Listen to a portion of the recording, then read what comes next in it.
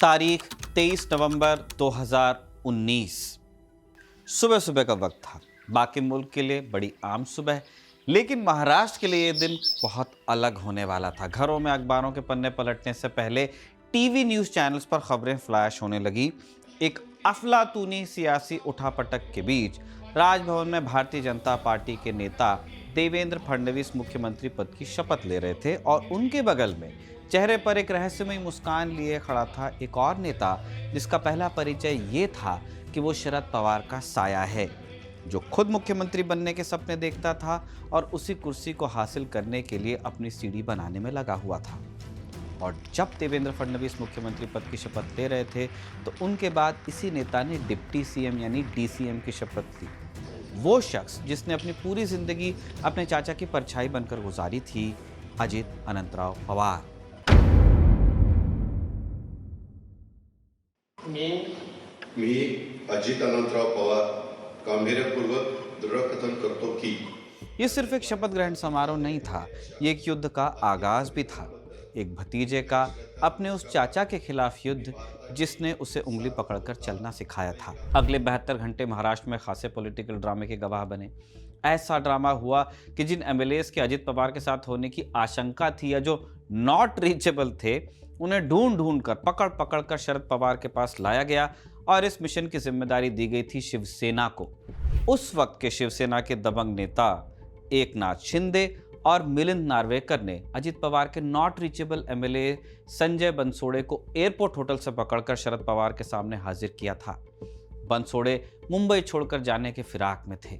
दूसरी तरफ nationalist Congress party NCP की यूथ लीडर सोनिया दुहान और शिवसेना एमपी हेमंत गोडसे ने मिलकर बाकी एमएलएस को वापस लाने की जुगत पूरी की। अजित पवार को इसीलिए अपने चाचा के पास वापस आना पड़ा। ये एक इकलौता वाकया नहीं था। अजित पवार का पूरा राजनीतिक करियर ऐसे कई ड्रामों से भरा पड़ा है, लेकिन 28 जनवरी 2026 को अजित पवार की कहानी में अंतिम बार नाटकीयता का पुट आया। 27 जनवरी को अजित पवार ने बहैसियत कैबिनेट मंत्री और महाराष्ट्र के उप मुख्यमंत्री कैबिनेट मीटिंग्स में हिस्सा लिया मुंबई में। अगली सुबह वो एक चार्टर्ड फ्लाइट से बारामती के लिए निकले, क्योंकि वहां जिला परिषद के चुनाव होने हैं। बॉम्बार्डियर का लियरजेट 45 XR बारामती पहुंचा। उसके आसमान में पायलट ने एक बार उतरने का प्रयास किया, लेकिन फिर फैसला टाल दिया, गो अराउंड किया। जब वो अगली बार लैंडिंग के लिए पहुंचा तो ग्राउंड कंट्रोल, जो कि एक फ्लाइंग स्कूल से चल रहा था, वहां से सवाल किया गया कि क्या आप रनवे को देख पा रहे हैं। पायलट ने जवाब दिया, अभी रनवे नहीं दिख रहा है, जब दिखता है तब संपर्क करते हैं। कुछ सेकंड्स बाद पायलट ने रेडियो पर कहा, रनवे इज इन साइट, यानी रनवे दिख रहा है। इसके बाद सुबह 8:43 पर ग्राउंड कंट्रोल ने पायलट को रनवे 11 पर उतरने का क्लियरेंस दिया, लेकिन पायलट ने इस क्लियरेंस का जवाब नहीं दिया। ठीक 8:44 पर, यानी 1 मिनट बाद क्लियरेंस के, ग्राउंड कंट्रोल को रनवे के छोर पर एक आग का गोला नजर आया और धमाके की आवाज। दोनों पायलट्स, अजित पवार और स्टाफ के 2 लोग आग के गोले से नहीं निकल सके और उनकी मौके पर ही मौत हो गई। अजित पवार को महाराष्ट्र और देश भर के नेता अपने अपने तरीके से याद कर रहे हैं। पत्रकार उनके साथ इंटरव्यू और बातचीत के अनुभव साझा कर रहे हैं। कोई बता रहा है कि अजित पवार सुबह जल्दी जागकर अपने काम में लग जाने वालों में से थे। कोई उनकी संगठन बनाने की क्षमता के बारे में लिख रहा है, क्योंकि एक लंबा पॉलिटिकल करियर अजित पवार का भी रहा। अलग अलग वक्त में ढेर सारी अलग अलग भूमिकाएं उन्होंने निभाई। अजित पवार की कहानी वैसे शुरू होती है उनसे 2 पीढ़ी पहले। उनकी दादी शारदाबाई पवार को प्रेम से बाई कहते थे, आदर सूचक शब्द है। बाई एक एक्टिव सोशल वर्कर थी, बोल्ड महिला थी, खुद टांगा हाँकती थी। बारामती में उन्होंने मजदूरों और किसानों के लिए खूब काम किया और इसी सिलसिले में वो पीजेंट्स एंड वर्कर्स पार्टी और कांग्रेस से भी जुड़ी रहीं। शारदाबाई और उनके पति गोविंदराव पवार के कुल 11 बच्चे थे, जिनमें से सबसे चर्चित का नाम आप जानते हैं, शरद पवार। शरद पवार ने कई बार कहा है कि वो राजनीति में अपनी माता से प्रभावित होकर ही आए थे। महाराष्ट्र की राजनीति में शरद पवार आज एक बरगद की तरह है, विशाल, घना और जिसकी जड़ें इतनी गहरी हैं कि उन्हें हिलाना नामुमकिन है। लेकिन बरगद के साथ एक दिक्कत भी होती है कि उसके नीचे कोई दूसरा पेड़ उतनी ही ताकत से नहीं पनप पाता। बरगद की छांव में उसके नीचे उगे पेड़ पौधे छिपे रह जाते हैं। बरगद शरद पवार और उनकी छाया में पले अजित पवार का मामला लेकिन अलग भी था। वो कुदरत के इस नियम से बंधे भी रहे और उसे चुनौती भी देते रहे। अजित पवार विरासत का हिस्सा बने, लेकिन अपनी महत्वाकांक्षा से उन्होंने समझौता भी नहीं किया। उनके पूरे राजनीतिक करियर में इसीलिए एक द्वंद्व आपको देखने को मिलता रहेगा, खास तौर पर बाद के सालों में। जन्म उनका 22 जुलाई 1959 को हुआ था। उस शहर में जिसे अहमदनगर कहा जाता था, अब अहिल्यानगर नाम है, उसमें देवलाली प्रवरा नाम का इलाका पड़ता है। वहां अजित अनंतराव पवार के बेटे थे, जो शरद पवार के बड़े भाई थे, यानी शरद पवार चाचा, अजित पवार भतीजे। अनंतराव जो पिता थे अजित के, राजनीति में खास दिलचस्पी नहीं रखते थे, फिल्मों की दुनिया से थे। लेजेंडरी फिल्मकार वी शांताराम के साथ राजकमल स्टूडियो में काम करते थे। अब पिता तो सिनेमा से, लेकिन तकदीर ने अजित की कुंडली में सिनेमा नहीं बल्कि सियासत की पटकथा लिखी। युवावस्था में अपने पिता को खोने के बाद अजित ने अपने चाचा की ओर देखा, उनके संरक्षण में पले बढ़े। शरद पवार तब महाराष्ट्र की राजनीति के उभरते हुए युवा नेता थे।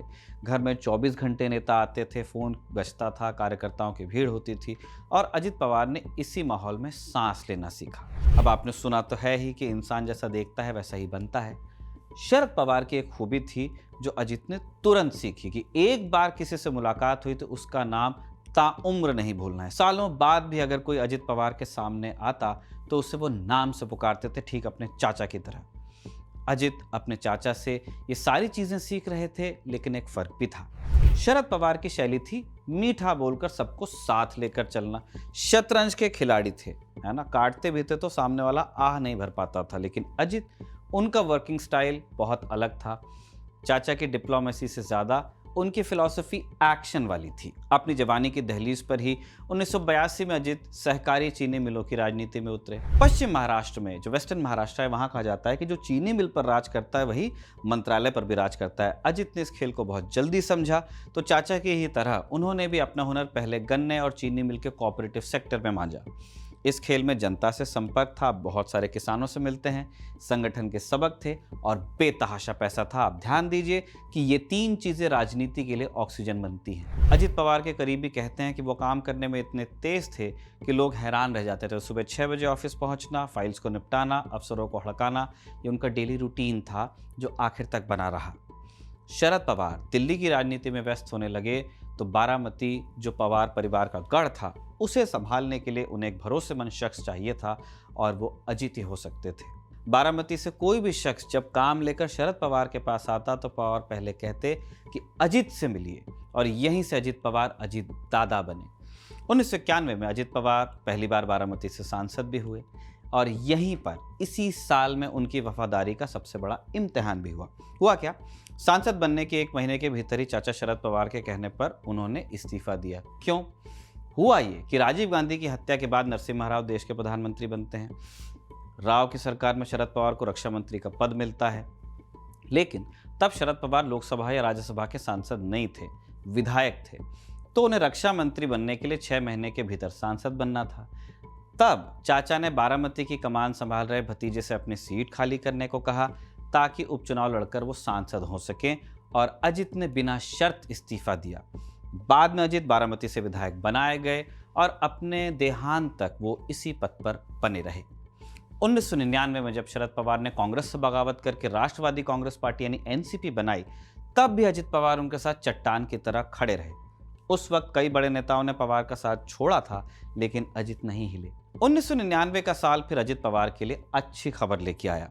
विधानसभा चुनाव के बाद विलासराव देशमुख के नेतृत्व में कांग्रेस और एनसीपी की सरकार बनी, और प्रशासन में अजित पवार को अहम जिम्मेदारियां भी मिली। कई मंत्रालय, सिंचाई, बिजली, वित्त, कई विभागों के कैबिनेट मिनिस्टर रहे, और अगले 15 साल तक पार्टी और सरकार के लिए अहम व्यक्ति रहे। अब शरद पवार और अजित पवार के काम करने के तरीके में जो फर्क था, वो अब प्रशासन में देखने को मिला। शरद पवार और अजित पवार दोनों की ही महाराष्ट्र की ब्यूरोक्रेसी पर बहुत मजबूत पकड़ थी, लेकिन सीनियर पवार को आवाज ऊंची करने की जरूरत पड़ती ही नहीं थी। पवार साहेब थे। कितने ही अधिकारियों की उम्र शरद पवार के राजनीतिक करियर से कम थी, और इसका बेनिफिट उन्हें मिलता भी था। लेकिन अजित दादा एक फायर ब्रांड शख्स थे। अगर कोई अधिकारी फाइल लेकर आता और काम नहीं हुआ होता, तो अजित पवार की भाषा ऐसी होती कि सामने वाला पानी पानी हो जाए। जनता के बीच भी अपनी बात बेबाकी से रखते कि अगर मैं सुबह 6 बजे से काम कर सकता हूं तो तुम क्यों नहीं। ये फिक्स डायलॉग सा था। आप पुणे जाएंगे तो आपको दो चीजें मिलती हैं, पीएमसी और पीसीएमसी, है ना, दो म्युनिसिपल कॉर्पोरेशन है। पुणे से सटा हुआ है पिंपरी चिंचवड़। पिंपरी चिंचवड़ को बसाने में अजीत की बड़ी भूमिका थी। 2005-6 के बाद से ये जो ट्विन सिटीज हैं पुणे और पिंपरी चिंचवड़, उनमें जो भी कुछ होता उसमें अजीत का से बराबर रहा। हफ्ते में एक बार मुंबई से निकलकर वो पुणे आते भी थे। अब एक बेसिक रीजन तो इसका ये था कि पुणे महाराष्ट्र में मुंबई के बाद सबसे बड़ा पावर सेंटर था, लेकिन अजित पवार इसी जिले की एक तहसील से भी आते थे, बारामती, तो पुणे से उनका विशेष लगाव था। महाराष्ट्र के युवाओं को, खासकर पश्चिम महाराष्ट्र के ग्रामीण इलाकों के नौजवानों को अजित पवार का ये जो आक्रामक रवैया था बहुत पसंद आता था। शरद पवार की पहेलियों वाली बातें उनको समझ में नहीं आती थी, उन्हें अजित पवार का डायरेक्ट अटैक अच्छा लगता था। अमोल मिटकरी, सुनील टिंगरे जैसे कई नौजवान थे जो शुरू से अजित के साथ रहे, चाहे अजित किसी के भी साथ सत्ता में रहे हों, और धीरे धीरे अजित ने फिर अपना एक अलग कल्ट बना लिया कि अगर मुंबई और दिल्ली में पवार साहब की चलती थी तो बारामती दादा के इशारे पर चलता था।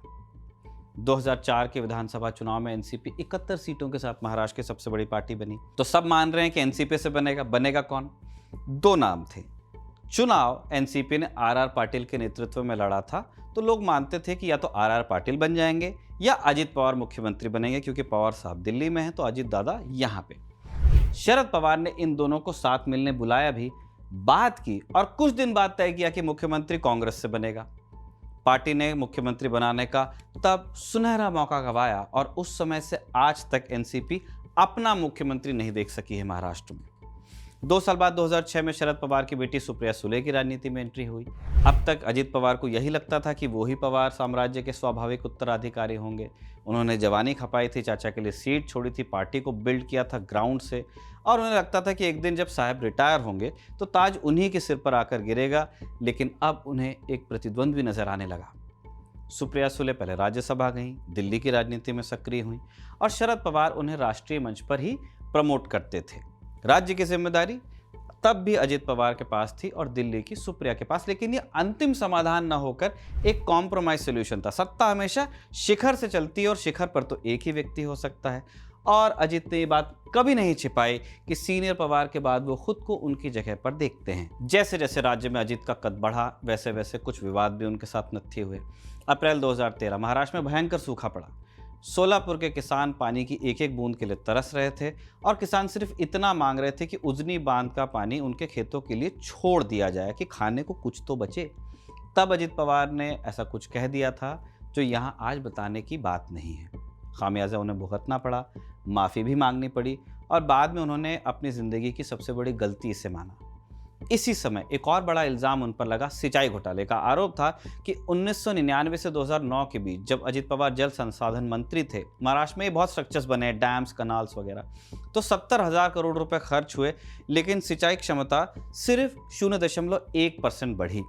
विपक्ष से देवेंद्र फडणवीस, एकनाथ खड़से, किरीट सोमैया लगातार घोटाले की बात कर रहे थे और 70,000 करोड़ का आंकड़ा भी बताते थे। सामाजिक कार्यकर्ता अंजलि दमानिया भी लगातार घोटाले की बात कर रही थी। मीडिया और विपक्ष का दबाव जब बढ़ा तो फाइल्स खुली, और खोली किसने? कांग्रेस के उस वक्त के मुख्यमंत्री पृथ्वीराज चौहान ने, जो एनसीपी के साथ इस सरकार चला रहे थे। जब प्रेशर बहुत बढ़ गया और पवार परिवार का नाम आने लगा बार बार, अजित पवार होने लगा, तो एनसीपी ने फिर अपनी टैक्टिक को चेंज किया, डिफेंस से ऑफेंस पे आए और उस वक्त के गृह मंत्री आरआर पाटिल ने विपक्ष से कहा कि आप माफ़ी मांगिए। पाटिल ने कहा कि पार्टी इन निराधार आरोपों के लिए विपक्ष के खिलाफ कानूनी कार्रवाई करेगी। इसके अलावा पाटिल ने पहली बार आर्थिक सर्वेक्षण के उस आंकड़े को प्रिंटिंग मिस्टेक भी बता दिया, जिसमें 1999 से 2009 के बीच सिंचाई क्षमता में केवल 0.1% की बढ़ोतरी दिखाई गई थी। उन्होंने दावा किया कि असल बढ़ोतरी तो 5.17% थी। विपक्ष का जो 70,000 करोड़ का जो घोटाले का दावा था, उसका खंडन उन्होंने करते हुए कहा कि कुल वास्तविक खर्च ही अभी तक 42,435 करोड़ रुपए हुआ, तो घोटाला 70,000 करोड़ का कैसे हो गया? देवेंद्र फडणवीस, जो तब विपक्ष में थे, उन्होंने क्या किया? वो एक बंडी में, यानी एक बैलगाड़ी में भरकर सबूत विधानसभा लेकर गए और बीजेपी को इन आरोपों का फायदा भी हुआ। तब मोदी लहर भी थी। फिर आप ये भी देख रहे हैं कि कांग्रेस एनसीपी के पास 15 साल से सत्ता थी, तो एंटी इनकम्बेंसी भी थी। अब जब नतीजे आए तो परिणाम त्रिशंकु थे, लेकिन बीजेपी शिवसेना साथ है और उन्होंने पूरे 5 साल सरकार चलाई और 5 साल अजीत दादा बैठे विपक्ष में। 2019 का लोकसभा चुनाव आया। अजित पवार चाहते थे कि उनका बेटा पार्थ मावड़ सीट से चुनाव लड़ ले और इस तरह से वो अपने बेटे को लॉन्च करना चाहते थे, लेकिन शरद पवार खिलाफ है। उनका कहना था कि एक परिवार से कितने लोग पॉलिटिक्स में आएंगे, कितने लोग चुनाव लड़ेंगे। लेकिन अजित अड़े, उन्होंने अपनी प्रतिष्ठा का प्रश्न इसको बनाया और आखिरकार शरद पवार को झुकना पड़ा। पार्थ को टिकट गया, लेकिन चुनाव का नतीजा क्या आया? पार्थ चुनाव हार गए। पवार परिवार के इतिहास में पहली बार कोई सदस्य अपने गढ़ में चुनाव हारा। और दूसरी तरफ क्या हुआ? शरद पवार के दूसरे पोते रोहित पवार, जो अजित के विरोधी खेमे के माने जाते थे, वो विधानसभा चुनाव में भारी मतों से जीते। तो अजित पवार को साफ देखने लगा कि पार्टी का भविष्य रोहित के और सुप्रिया सुले की तरफ शिफ्ट हो रहा है। इसके कुछ ही वक्त बाद सितंबर 2019 में विधानसभा चुनाव से ठीक पहले एनफोर्समेंट डायरेक्टरेट प्रवर्तन निदेशालय यानी ईडी ने केस दर्ज किया Maharashtra state cooperative bank scam, जो कथित घोटाला था उस मामले में, और इसमें आरोपी बनाया गया शरद पवार और अजित पवार को। शरद पवार, जो राजनीति के पुराने खिलाड़ी थे, उन्होंने इसे एक अवसर में बदला और ऐलान किया कि मैं खुद ईडी के दफ्तर आता हूं। मुंबई की सड़कों पर हजारों कार्यकर्ता उतर आए और पुलिस कमिश्नर संजय बर्वे को पवार के घर जाकर रिक्वेस्ट करनी पड़ी कि सर प्लीज आप मत आइए, लॉ एंड ऑर्डर हम संभाल नहीं पाएंगे। शरद पवार एक हीरो बनकर उभरे। लेकिन अजित पवार ने क्या किया? उसी शाम अजित पवार ने अपनी विधायकी से रिजाइन किया, किसी को बताया नहीं, फोन स्विच ऑफ किया और नॉट रीचेबल हो गए, गायब हो गए। पूरा मीडिया, पूरा परिवार, पूरी पार्टी परेशान कि दादा कहाँ हैं। 24 घंटे बाद सामने आते हैं, आंखों में उनके आंसू थे और कहते हैं कि मेरे काका को मेरी वजह से, चाचा को मेरी वजह से इस उम्र में ईडी का नोटिस गया, मैं बर्दाश्त नहीं कर सकता और राजनीति छोड़ता हूं, खेती करूंगा। खैर, ये उन्होंने कहा था, राजनीति छोड़ी नहीं उन्होंने, चुनाव लड़े। विधानसभा चुनाव के नतीजे आए। बीजेपी को 105 सीटें गई, शिवसेना को 56, एनसीपी को 54 और कांग्रेस को 44। जनता ने बीजेपी शिवसेना गठबंधन को वोट दिया था, लेकिन उद्धव ठाकरे ने मुख्यमंत्री की कुर्सी के लिए बीजेपी से नाता तोड़ा। महाराष्ट्र में सरकार बनाने के लिए फिर सियासी ड्रामा शुरू होता है। कभी शिवसेना एनसीपी की बात होती, कभी कांग्रेस के नखरे होते। शरद पवार इस पूरे खेल के चाणक्य बने हुए थे। वो मीटिंग्स पे मीटिंग कर रहे थे, लेकिन इन मीटिंग्स के बीच एक आदमी कुछ कम बोलता था और वो थे अजित पवार। उन्हें मीटिंग्स में बुलाया जाता था, लेकिन फैसले नहीं लिए जाते थे। उन्हें ऐसा लगा कि उनको साइडलाइन किया जा रहा था। उधर देवेंद्र फडणवीस अंधेरे में तीर चला रहे थे। उन्हें कहीं से भी एक ऐसा साथी चाहिए था जो उनके साथ मिलकर सरकार बना ले। इसके बाद आती है 22 नवंबर की रात। मुंबई के एक होटल में कांग्रेस, एनसीपी और शिवसेना के विधायकों की बैठक चल रही थी। शरद पवार इस बैठक में ऐलान करते हैं कि उद्धव ठाकरे मुख्यमंत्री होंगे। अजित पवार क्या करते हैं? शांत रहते हैं, उस मीटिंग से बाहर आते हैं और तब उनके चेहरे पर एक अजीब सी शांति नजर आती है। शायद उन्होंने फैसला तभी ले लिया था। रात के 12 बजे शहर सो गया, लेकिन राजभवन में बत्तियां जली। गवर्नर भगत सिंह कोश्यारी को तैयार रहने को कहा गया। राष्ट्रपति शासन हटाने की फाइल रातों रात दिल्ली भेजी गई। सुबह 5:47 बजे राष्ट्रपति ने दस्तखत भी कर दिए। अगली सुबह जब सूरज की पहली किरण मुंबई पर पड़ी तो न सिर्फ दिन बदल गया, बल्कि महाराष्ट्र का राजनीतिक इतिहास भी। अजित पवार ने अपनी घड़ी का वक्त बदल दिया था। 23 नवंबर की सुबह आती है। लोग चाय का कप उठाते हैं, लेकिन चुस्की नहीं ले पाते हैं, क्योंकि जो अखबार उनके हाथ में था उसकी हेडलाइन पुरानी हो चुकी थी। टीवी पर लाइव इतिहास उनको नजर आ रहा था बनते हुए। देवेंद्र फडणवीस और अजित पवार की जोड़ी राजभवन में शपथ लेती है, सरकार बनती है। और इधर 79 साल के चाचा शरद पवार अपनी क्राइसिस मैनेजमेंट स्किल्स का नमूना पेश करते हैं। जो विधायक अजित पवार के साथ गए थे उनके फोन बजते हैं और दूसरी तरफ से सिर्फ इतना कहा जाता है, साहब बुला रहे हैं। इतना ही एक वाक्य काफी भी था। जो विधायक सुबह अजित पवार के साथ विक्ट्री साइन दिखा रहे थे, शाम होते होते सिल्वर ओक आते हैं, शरद पवार के पांव छूते हैं। अजित पवार अकेले पड़ जाते हैं। उनके पास पावर तो आ गई थी, लेकिन फौज नहीं थी, तो उन्हें वापस लौटना पड़ता है। देवेंद्र फडणवीस की सरकार गिरती है सिर्फ 72 घंटों में। अब जरा उन 72 घंटों के दौरान क्या क्या हुआ, उन फैसलों पर गौर कीजिए। जब अजित पवार डिप्टी सीएम बने तो उस छोटे से कार्यकाल में एक जादू होता है। सिंचाई घोटाले से जुड़ी 9 बड़ी फाइल्स को बंद कर दिया जाता है और अजित पवार को इस तरह क्लीन चिट मिल जाती है। उद्धव सरकार के दौरान अजित फिर उप मुख्यमंत्री बनते हैं। कोरोना काल में उनके मंत्री राजेश टोपे की दुनिया भर में तारीफ होती है। जिस तरीके से सरकार के रिसोर्सेज का इस्तेमाल कोरोना को कंट्रोल करने में किया गया, वो क्रेडिट मिलता है। लेकिन ये सरकार ज़्यादा देर चल नहीं पाती। 2022 में एकनाथ शिंदे बीजेपी के साथ जाकर फिर सरकार बना लेते हैं और एक साल बाद 2023 में अजीत भी बगावत करते हैं। इस बार तो असली वाली ही एनसीपी लेकर बीजेपी के साथ आ जाते हैं। पार्टी के 40 विधायक भी लाते हैं, पार्टी सिंबल भी लाते हैं। फिर अगले साल चुनाव होते हैं जिसमें अजित पवार बारामती से अपनी पत्नी सुनेत्रा पवार को अपनी बहन के खिलाफ उतारते हैं, सुप्रिया सुले के। सुप्रिया जीत जाती हैं। अजित ने पत्नी सुमित्रा पवार को फिर राज्यसभा भिजवाया और बाद में उन्होंने ये माना भी कि सुप्रिया के खिलाफ पत्नी सुनेत्रा पवार को खड़ा करना उनकी बहुत बड़ी गलती थी। उन्होंने कहा कि मैं सारी बहनों से प्यार करता हूँ, ये मुझे नहीं करना चाहिए था, लेकिन विधायक दल का फैसला था तो मैं मजबूर हुआ। लोकसभा में अजित पवार की पार्टी सिर्फ एक सीट जीत पाई थी और इसने अजित पवार को एक वेकअप कॉल दिया था और वो फिर से पूरी ताकत से विधानसभा चुनाव की तैयारी में जुटे। इस बार बारामती से उनके खिलाफ चुनाव लड़ रहे थे उनके खुद के भतीजे युगेंद्र पवार, उनके सगे भाई के बेटे हैं। अजित राज्यसभा में उप मुख्यमंत्री के साथ वित्त मंत्री भी थे। विधानसभा में लाड़की बहन योजना पेश करते हैं, लगभग 45,000 करोड़ का बजट देते हैं इसके लिए। अब ये जो चीज़ थी मध्य प्रदेश में हुए प्रयोग का दोहराव ही थी, है ना, वहीं से स्कीम आई है। वहाँ शिवराज सिंह चौहान ने लाडली बहना योजना से भाजपा को एक हारा हुआ चुनाव जितवाया था और यही नतीजा महाराष्ट्र में भी देखने को मिला और चुनाव में 288 में से 233 सीटें पाकर महायुति फिर से सत्ता में आती है, जिसका पार्ट अजित पवार वाली एनसीपी भी थी। इतना बड़ा मैंडेट आज तक महाराष्ट्र में किसी गठबंधन को नहीं मिला था। 41 सीटों के साथ एनसीपी फिर से सत्ता में आती है और अजित फिर उप मुख्यमंत्री बनते हैं और इस बार छठी बार उप मुख्यमंत्री पद की शपथ लेते हैं। महाराष्ट्र विधानसभा में आज तक सबसे ज्यादा बजट पेश करने वाले व्यक्ति भी अजित पवार ही हैं।